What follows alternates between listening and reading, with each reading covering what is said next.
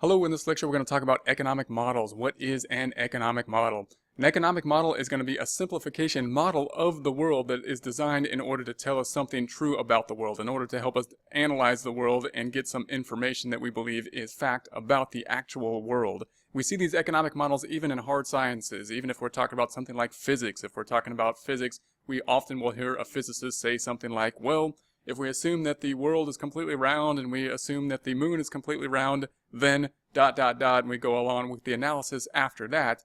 And we know that, of course, that the world isn't completely round. Oceans, mountains, whatnot. We know that the moon isn't completely round.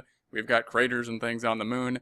But the question is that if we make that assumption, if we say, okay, we're going to just assume that the moon is round and the world is round, then does that give us something that will give us something accurate about the world? Can we put some math to that?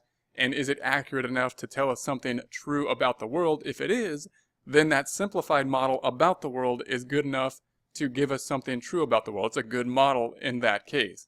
If we were to apply the math to every curve in the world, that would be very tedious, probably not worth doing. So that simplified model would be good. Same thing's going to be true with economics. We're going to talk about a lot of different models. When we first think about models in a lot of different areas, we often tend to say, well, that's way too simplified. How is that telling us something that's true about the world when all these factors aren't being put into play? And the question is, from a scientific method, the idea is that we're trying to remove factors, of course, in order to see what the relevant factors are and see what the play is of these relevant factors, to see how these factors interplay with each other.